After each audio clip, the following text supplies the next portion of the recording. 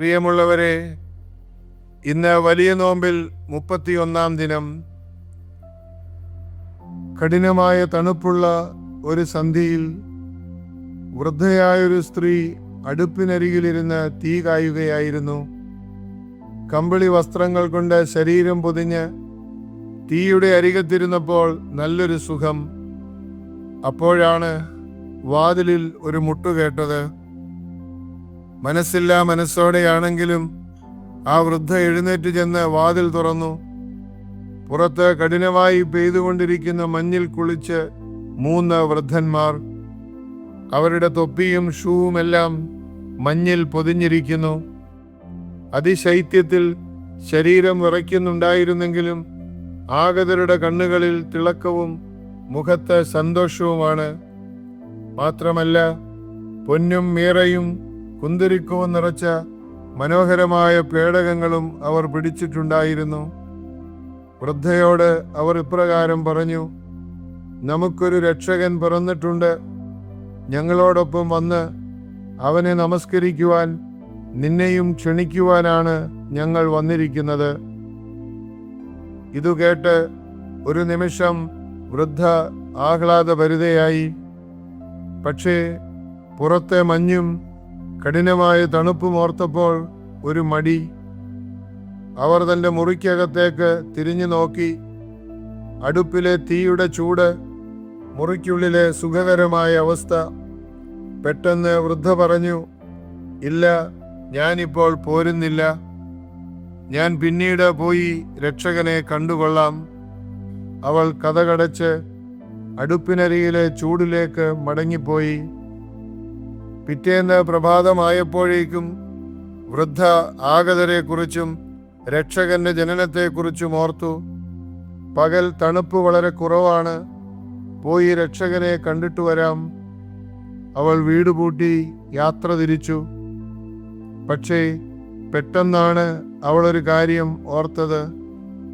രക്ഷകൻ എവിടെയാണ് ജനിച്ചതെന്നോ അങ്ങോട്ടുള്ള വഴി ഏതാണെന്നോ എനിക്കറിയില്ലല്ലോ. കഷ്ടമായിപ്പോയി. ഇന്നലെ തന്നെ അവരുടെ കൂട്ടത്തിൽ പോയാൽ മതിയായിരുന്നു.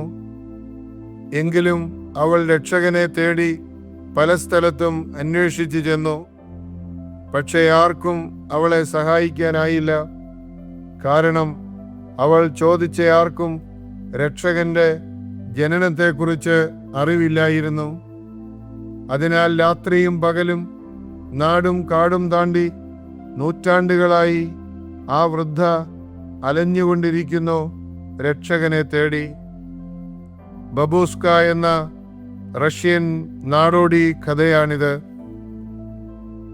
രക്ഷകനെ കാണാൻ കഴിയാത്തതിനാൽ എവിടെ രക്ഷകനെ കാണാനാവും എന്ന് വിചാരിച്ച് അലയുന്ന ആ വൃദ്ധ നമ്മുടെയൊക്കെ പ്രതീകമല്ലേ?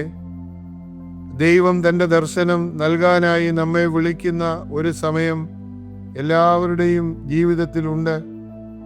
ദൈവം വിളിക്കുമ്പോൾ ലോകത്തിൻ്റെ അടുപ്പ് നൽകുന്ന സുഖങ്ങളുടെ ചൂടുമൂലം നാം ദൈവത്തിൻ്റെ ക്ഷണം നിരസിക്കും.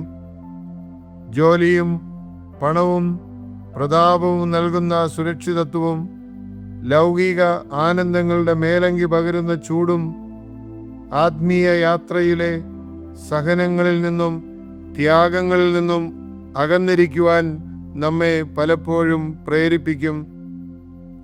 ദൈവം നൽകുന്ന അവസരങ്ങൾ തക്കത്തിൽ ഉപയോഗിച്ചിട്ടില്ലെങ്കിൽ ദൈവിക കാര്യങ്ങൾ നാളെയാവട്ടെ എന്ന് മാറ്റിവെച്ചാൽ പിന്നീട് ഏറെ അലച്ചിലുകൾ നമുക്ക് നേരിടേണ്ടി വരുമെന്ന് ഈ കഥ നമ്മെ ഓർപ്പിക്കുന്നു.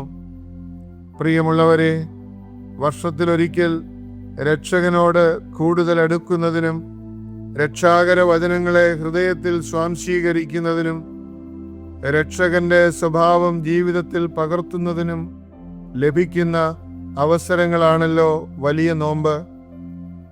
വലിയ നോമ്പിൻ്റെ ഈ ദിനങ്ങളിൽ നമുക്ക് രക്ഷകനോട് അല്പം കൂടെ ചേർന്നിരിക്കാം. രക്ഷകനോട് അടുക്കുന്നതിൽ നിന്ന് നമ്മെ അകറ്റുന്ന എല്ലാ സുഖ സൗകര്യങ്ങളോടും നമുക്ക് വിട പറയാം. അപ്പോൾ നാം യഥാർത്ഥമായി രക്ഷകനെ കണ്ടെത്തും. അതിന് ദൈവം നമ്മെ സഹായിക്കട്ടെ. സസ്നേഹം ഈപ്പനച്ചൻ.